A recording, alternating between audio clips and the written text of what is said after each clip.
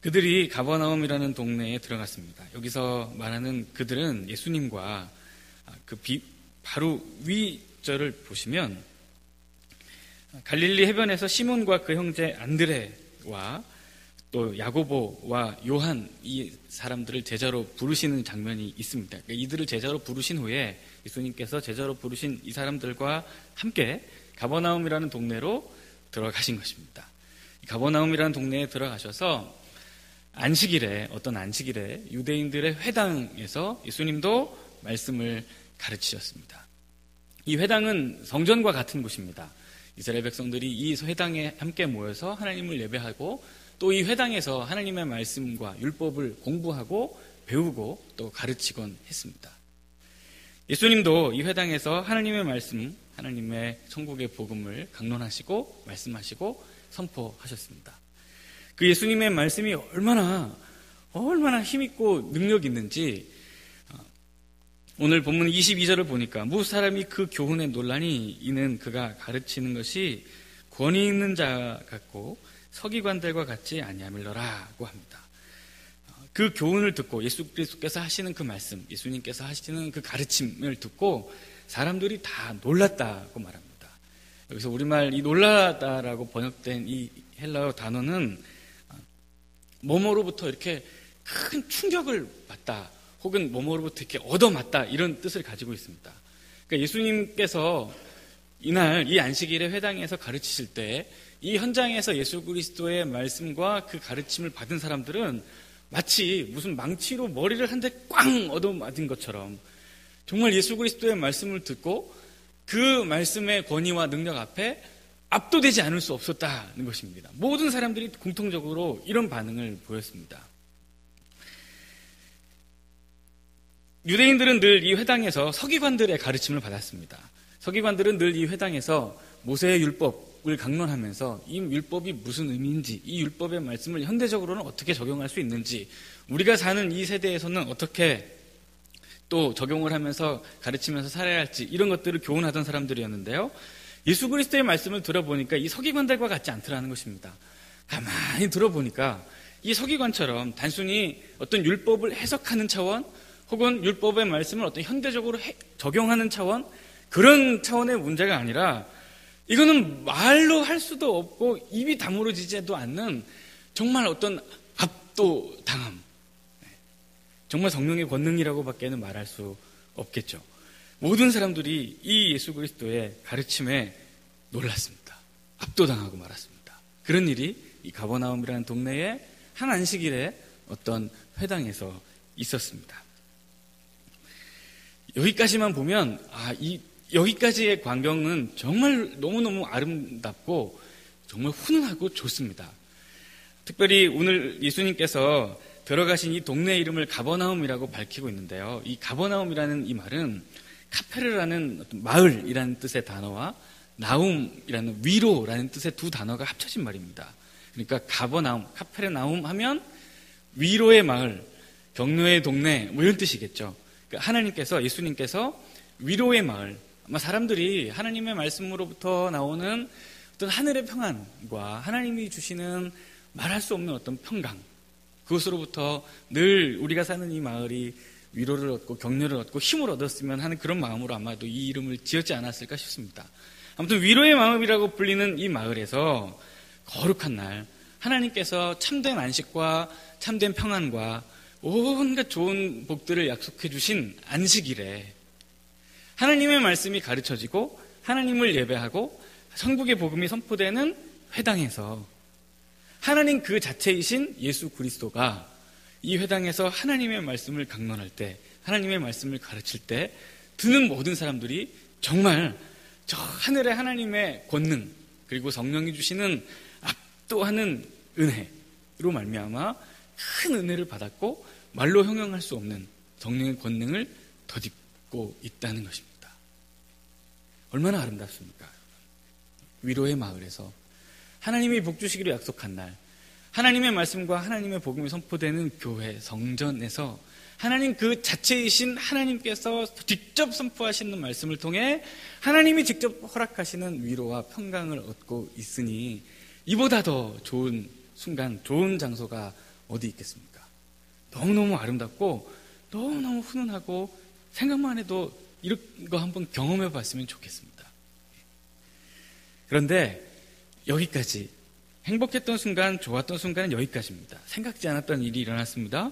23절을 보니까 마침 그때에 사람들이 정말 예수 그리스도로부터 놀라운 그 교훈을 받고 있을 때, 마침 그때 그들의 회당에 더러운 귀신 들린 사람이 있어서 예수님을 향하여 소리를 치는 일이 있었습니다. 그리고 예수님은 그 사람을 꾸짖습니다. 여기서 더러운 귀신 들린 사람이라는 이 말은요, 그 하나의 관용적인 표현입니다. 그러니까 더러운 귀신 들린 사람, 이 말 자체가 그냥 하나의 단어입니다. 유대인들이 일반적으로 마귀들 혹은 악마들을 지칭할 때 주로 사용하던 그런 하나의 표현입니다. 그러니까 이 더러운 귀신 들린 사람은 사람들이 소위 얘기하는 귀신에 뭔가 홀린 사람, 씌운 사람, 악한 영에 사로잡힌 사람을 의미하죠. 이 사람이 예수 그리스도를 보고 하나님의 말씀을 듣고 있는 그 와중에 모든 사람이 하나님의 말씀을 듣고 그 성령의 권능에 압도당하고 있었을 때 귀신 들린 사람, 악마, 그 악한 영에 사로잡힌 이 사람이 예수 그리스도를 보고 이렇게 얘기합니다. 24절, 나사렛 예수여, 우리가 당신과 무슨 상관이 있나이까? 당신과 내가 무슨 상관이 있습니까? 라고 말합니다. 당신이 나하고 무슨 상관인데 여기서 내가 당신의 말씀을 들어야 되고, 당신과 내가 무슨 상관인데 왜 내가 있는 곳에서 당신은 지금 하나님의 말씀이라는 것을 전하고 있고, 내가 당신의 말씀을 들을 필요는 더더욱 없고 왜 여기서 쓸데없는 짓을 하느냐 이겁니다. 그냥 너 가던 길 가지 왜 알지도 못하는 나한테 쓸데없는 얘기를 하느냐고 지금 시비를 걸어오고 있는 그런 모습인 것입니다. 모든 사람이 하나님의 말씀을 듣고 성령의 권능에 압도당하고 있을 때 악한 영에 사로잡힌 사람은 예수 그리스도를 보고 당신이 나하고 무슨 상관이 있냐고, 당신의 말씀이 나하고 무슨 상관이 있냐고, 당신의 말씀이 내 삶에 무슨 의미가 있냐고, 내가 당신의 말을 들을 필요도 없고 당신의 말에 귀 기울일 필요도 없고 당신의 말은 나에게 조금도 영향을 주지 않고 무슨 상관이 있느냐고 지금 따져 묻는 것입니다. 그런데 또 굉장히 희한한 게 하나 있어요. 그 다음을 보시면 당신과 무슨 상관이 있습니까? 우리가 당신과 무슨 상관이 있습니까? 우리를 멸하여 왔나이까? 예수님을 지금 알아보고 무서워하는 것 같아요. 그러면서 고백합니다. 나는 당신이 누군지 아노니 하나님의 거룩한 자입니다. 하고 고백합니다. 신기하죠? 분명히 지금 예수 그리스도의 말씀을 듣고 예수님을 바라보면서 당신과 내가 무슨 상관이냐고, 너하고 나하고 무슨 상관이냐고, 내가 너의 말을 들을 필요도 없고 당신의 말이 내 말에 귀를 필요도 없고 아무 상관도 없는데 희한하게 압니다. 당신은 하나님의 거룩한 자입니다. 이야, 너무 신기한 것 같아요. 당신과 나는 아무런 상관이 없다고 말하면서도 또 한편으로는 내가 하나님을 알긴 아는데 당신은 하나님의 거룩한 사람입니다. 이렇게 말합니다. 구체적으로 이 더러운 귀신 들린 사람이 어떤 특징을 가지고 있고 이런 사람들이 어떻게 살아가는지를 알 수 있는 방법은 사실 없습니다. 그러나 마가복음을 기록하면서 이 더러운 것에 귀신 들린 사람, 더러운 귀신에 들리는 사람의 어떤 삶의 모습이 어떠한지를 한번 짐작해 볼 수 있을 만한, 참고해 볼 수 있을 만한 이야기를 하나 하는 장면이 있는데요. 마태복음 7장 21절과 23절, 21절부터 23절까지의 말씀을 보시면 마가가 이런 얘기를 합니다. 속에서 곧 사람의 마음에서 나오는 것은 악한 생각과 곧 음란과 도둑질과 살인과 간음과 탐욕과 악독과 속임과 음탕과 질투와 비방과 교만과 우매함이니 이 모든 악한 것이 다 속에서 나와서 사람을 더럽게 하느니라. 마가가 마가복음 7장에서 이런 말씀을 합니다. 그러니까 아마도 이 더러운 귀신 들린 사람의 삶의 모습을 이 마가의 기록을 통해 짐작을 해보면 이 사람은 어떤 더러운 귀신에 들려서 혹은 그의 마음속에 모든 악한 것이 나와서 이 사람의 삶에는 악한 생각, 곧 음란한 것, 도둑질하는 것, 살인하는 것, 간음하는 것, 탐욕을 부리는 것, 속이고 음탕하고 질투하고 비방하고 교만하고 우매한 삶의 모습들을 지금 이 사람에게서 볼 수 있음을 우리는 짐작해 볼 수 있습니다. 그러나 그러면서도 한편으로는 예수 그리스도를 향해 나는 하나님을 압니다. 당신 하나님의 거룩한 사람이잖아요 라고 말합니다. 안식일의 회당에서요. 2000년 전 예수님께서 살아계실 때 예수 그리스도의 말씀을 직접 들었던 사람 중에도 예수 그리스도께서 직접 계셨던 회당에도 예배의 처소에도 이런 일이 있었습니다. 온갖 악독과 질투와 속임과 비방과 음란함으로 사는 사람이 하나님을 알기는 안다고 말합니다. 당신은 거룩한 자입니다. 그의 삶은 온갖 더러운 것 투성이면서 그의 입술의 고백은 하나님은 거룩한 자입니다 라고 말하는 희한한 일이 이 당시에 있었다는 것입니다. 이런 일은 사실 오늘에도 있습니다. 오늘날 우리에게도 있습니다. 우리의 삶을 가만히 들여다보면 더러운 귀신에 들린 사람이라고까지는 혹시나 말하지 못할 것 말하지 않는다 하더라도 우리에게도 음란함과 남의 것을 탐하는 것과 미움과 질투와 비방과 교만과 우매함이 왜 없겠습니까? 우리의 삶에도 이러한 더럽고 추악한 것들이 얼마든지 흘러나오고 있습니다. 그러나 그럼에도 불구하고 이 좋은 날 안식일에 하나님을 예배하러 온 이 예배의 자리에서는 똑같이 말합니다. 예수님은 하나님의 거룩한 분이십니다. 실제 삶으로는 속임과 비방과 더러움과 음란함과 추악한 것이 가득하지만 입으로는 그래도 안다고 말해요. 하나님 거룩한 분이시라고요. 이런 안타까운 일이 이 당시에도 그리고 오늘날 우리에게도 있음을 말하지 않을 수 없습니다. 그럼 예수님께서 이 더러운 귀신 들린 사람을 보시고 어떻게 대처하셨는가? 25절을 보니까요. 예수께서 꾸짖어 이르시되 잠잠하고 그 사람에게서 나오라 하셨습니다. 예수님께서 이 더러운 귀신 들린 사람에게 하신 것은 꾸짖으십니다. 이 꾸짖다라는 말은 책망하고 비난하다는 것입니다. 아주 강하게 혼쭐을 내는 것입니다. 그리고 그 예수님께서 꾸짖으면서 말씀하시는 것이죠. 잠잠하고 그 사람에게서 나오라 하셨습니다. 예수님께서 꾸짖는 말도 단호한 어조로 비난하면서 이 사람에게 말하기를 속에 온갖 더러운 것이 가득하고 온갖 추잡한 삶을 살고 있으면서 하나님의 거룩한 자라고 나를 부르는 그런 추잡한 모습 잠잠하라, 그만둬라, 입 다물어라, 듣기 싫다, 당장의 그런 가식적인 모습들은 빠져나와라 하고 예수님께서 단호하게 얘기하신 것입니다.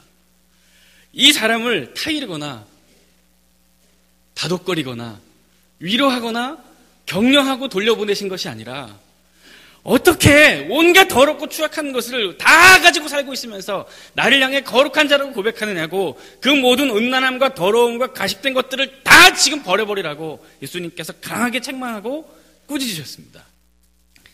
야고보서 3장 10절에서 12절, 한 입에서 찬송과 저주가 나오는도다.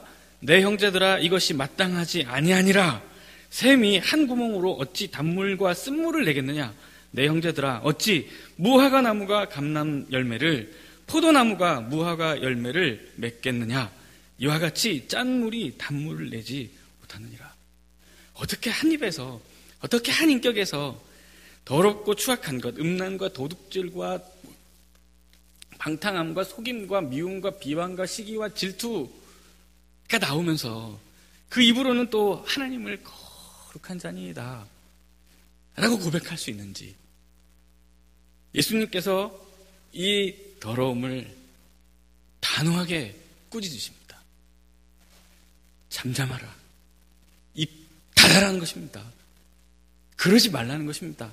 어디서 지금 함부로 내 거룩한 이름을 더러운 삶으로 입에 올리냐는 것입니다. 당장 너의 삶에서 너의 삶에 있는 모든 더럽고 추악한 것 뽑아내시는 것입니다. 단호하게요.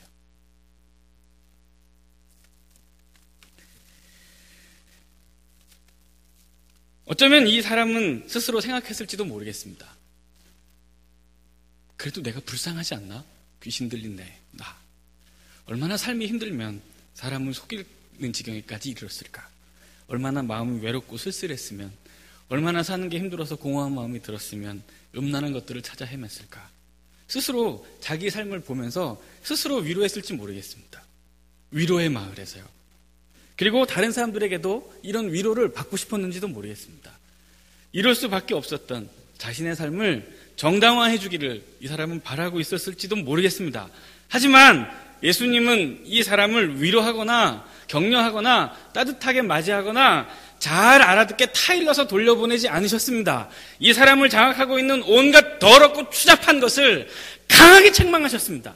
꾸짖고 잠잠하라고, 당장 거기서 나오라고 예수님께서 단호하게 이 사람의 거짓과 모든 음란과 더러운 것을 책망하셨습니다. 사랑하는 모든 성도 여러분, 우리로 하여금 범죄하게 만드는 것, 우리로 하여금 추잡하게 만드는 것, 우리로 하여금 온갖 더러운 것들로 말미암아 하나님과 멀어지게 만드는 것, 이것은 타이르고 위로하고 격려하고 잘 다독거릴 문제가 아닙니다. 이것은 하나님의 말씀으로 강하게 꾸짖어서 어떻게든지 내쫓고 내보내야 하는 문제입니다. 이것이 우리의 삶에 계속 또아리를 틀고 있는 한 우리는 여전히 하나님 앞에서 이와 같은 더러운 모습을 결단코 한순간도 벗지 못할 것입니다. 어쩌면 우리도 우리 자신을 스스로 위로하고 있는지 모르겠습니다. 목사님, 얼마나 사는 게 어려우면, 얼마나 힘들고 외로우면, 얼마나 지치고 쓸쓸하면, 얼마나 이 가슴이 공허하면 음란한 생각을 하고 더러운 짓들을 하고 남을 속이고 질투하고 빼앗으려고 하겠습니까? 그런 치열한 삶을 이해는 하실 수 있겠습니까? 라고 말하고 싶으시겠지만 그럼에도 불구하고 이 모든 더러운 것은 타협의 대상도 아니고 타이름의 대상도 아닙니다. 단호하게 꾸짖고 책망해서 우리의 삶에서 끊어내야 할 것입니다. 적당히 타일러서 돌려보낼 만한 것이 아니라는 것입니다. 예수님께서 그것을 명확하게 보여주시는 것입니다. 온갖 더러운 것에 사로잡혀 있는 이 사람, 예수님께서 잠잠하고 당장 그 사람에게서 나오라 하고 꾸짖자 더러운 귀신이 예수 그리스도의 권능 앞에 순종할 수밖에 없었습니다. 26절, 더러운 귀신이 그 사람에게 경련을 일으키고 큰 소리를 지르며 나왔습니다. 안 나올 수가 있나요? 예수 그리스도께서 당신의 권능과 능력으로 온갖 더러운 것을 꾸짖는데 그 더러운 것이 어떻게 자리 잡고 있을 수 있겠습니까? 온 인류를 창조하시고 온 땅을 거룩하게 지으시며 통치하시는 하나님의 능력과 그 권위의 말씀이 한 인격에 선포되는데 어찌 그 인격과 그 삶에 더러운 것이 여전히 남아있을 수 있겠습니까? 단박에 빠져나왔습니다. 그러나 빠져나올 때 큰 경련을 일으키고 큰 소리를 지르며 고통스럽게 나왔습니다. 어쩌면 우리도 우리에게 이게 익숙한 이 더러운 것들, 추악한 것들, 이 죄성들과 결별하고 끊어내는 것이 보통 어려운 일이 아닐지 모르겠습니다. 정말 고통스럽고 정말 힘들고 아픈 일일지 모르겠습니다. 하지만 그럼에도 불구하고 우리는 말씀으로 우리 안에 있는 모든 더러운 것과 추악한 것들을 책망해야 하고 꾸짖어야 하며 우리에게 있는 모든 더러운 것들과 반드시 갈라서고 결별해야 합니다. 히브리서 4장 10절, 12절 말씀, 하나님의 말씀은 살아있고 활력이 있어 좌우의 날선 어떤 검보다도 예리하여 혼과 영과 및 관절과 골수를 찔러 쪼개기까지 하며 또 마음의 생각과 뜻을 판단하나니 지으신 것이 하나도 그 앞에 나타나지 않음이 없고 우리의 결산을 받으신 이의 눈앞에 만물이 벌거벗은 것 같이 드러나느니라. 하나님의 말씀을 들으면서 나의 더럽고 추악한 것, 나의 연약한 것, 부족한 것, 내가 은밀하게 범죄했던 것들이 생각나고 이런 것들이 부끄럽게 여기신다면 심령과 골수를 찔러 쪼개고 활력 있는 하나님의 말씀이 내 삶에 제대로 들어온 것입니다. 그 말씀이 정말 그 예리한 검으로 우리의 삶과 우리의 말씀을 헤집고 다니면서 우리의 삶을 완벽하게 고칠 수 있게 우리도 단호하게 그 하나님의 말씀이 마음껏 활성화할 수 있게 우리 마음속에서 꿈틀거리는 여전한 더러움과 조금도 타협하거나 위로하거나 격려할 생각을 하지 말아야 합니다. 오늘도 수도 없이 많은 예배를 듣고 말씀을 들으면서 하나님께서 우리에게 심령에 각 사람 시의 심령 가운데 분명히 말씀하신 것이 있다고 생각합니다. 그 말씀을 들으며 이렇게 살아야지, 혹은 이렇게 살지 말아야지, 내 이것들은 분명히 하지 말아야지, 나 이거는 분명히 해야지 라고 성령께서 강하게 우리에게 역사하셨다면, 강하게 알려주셨다면 이것을 강하게 붙들어야 하고, 그러나 그럴 수가 없습니다 라고 타협하고자 하는 것, 위로하고자 하는 것, 스스로 격려하며 스스로 돌보고자 하는 것과 과감하게 결별해야 한다는 것입니다. 그렇지 않으면 우리는 또 이 한 주간 또다시 반복되는 심각한 죄를 짓고 부끄러운 모습으로 하나님 앞에 나와, 그래도 그러면서도 예배는 왔으니까 하나님은 거룩한 자입니다 하고 가식된 모습으로 다음 주에 하나님 앞에 예배의 자리에 또 그냥 앉아있게 될 것입니다.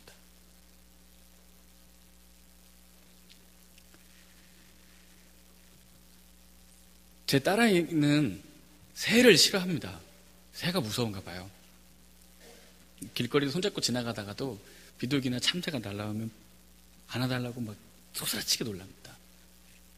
하루는 아침에 자고 일어났더니 막 울면서 아빠 비둘기 가라 그래, 아빠 비둘기 가라 그래, 막 우는 거예요. 꿈꿨나 봐요. 네, 자는 동안, 꿈꾸는 동안 비둘기가 나타나가지고 무섭게 했나 봅니다. 자기가 자고 일어났던 그 머리맡 베개를 이렇게 가리키면서 저기 비둘기 가라 그러라고 막 그러는 거예요. 그래서 제가 그랬어요. 비둘기 가 오지마! 제가 막 그랬습니다. 그리고 제가 딸한테 얘기했죠. 아빠가 가라 그랬어. 오지 말라 그랬어. 아빠가 비둘기야, 너도 쉴 곳이 필요했구나. 너도 위로가 필요했나 보구나. 너도 잠자고 싶었나 보구나. 여기서 잠깐만 그럼 눈 붙이고 가렴. 아빠가 그렇게 얘기했으니까 걱정하지 마. 그렇게 얘기 안 했어요, 저. 무섭다고 하고 두렵다고 하고 울길래 가라고, 오지 말라고, 비둘기 가라고 단호하게 얘기했습니다. 그리고 딸한테도 얘기했습니다. 아빠가 가라 그랬다고, 오지 말라고 정확하게 얘기했다고 얘기했습니다. 우리로 하여금 계속 범죄하게 만들고, 우리로 하여금 하나님 앞에서 계속 멀어지게 만들고, 우리로 하여금 끊임없이 더러운 곳에 사로잡혀 살게 하는 것과 어찌 타협하며 지낼 수 있겠습니까? 어찌 그것들을 위로하고 격려하며 그저 흘려보내듯이 보낼 수 있겠습니까? 그럴 수 없는 것입니다. 단호하게 책망하고 단호하게 꾸짖어서 다시는 그러지 않도록 혼쭐을 내서 보내야 합니다. 새로운 이 한 주를 시작하며 오늘 하루 종일 이 아름다운 복된 날, 이 안식일에 이 성전에서 하나님의 말씀을 들으며 우리 각 사람의 심령 가운데 성령께서 주셨던 깨달음이 있으시다면 강하게 그 말씀을 내 삶에 한 번 더 선포하고 우리들의 삶의 현장으로 나아갈 수 있기를 원합니다. 괜히 그럴 수도 있지 뭐, 얼마나 힘들면 그렇겠어. 위로하고 타협하지 않고 우리에게 여전히 남아있는 더러운 것과 추악한 것들, 하나님으로부터 자꾸 멀어지게 만드는 것들과 단호하게 결별할 수 있기를 원합니다. 그래서 더러운 것이 우리를 주장하는 것이 아니라 거룩하신 성령 하나님께서 주장하시는 우리의 삶, 하나님 보시기에 기쁘고 하나님 보시기에 아름다운, 하나님 보시기에 부끄러울 것이 없는 삶으로 영광 돌리는 여러분들과 저의 삶이 되시기를 예수 그리스도 이름으로 축원합니다. 우리 함께 찬양하겠습니다.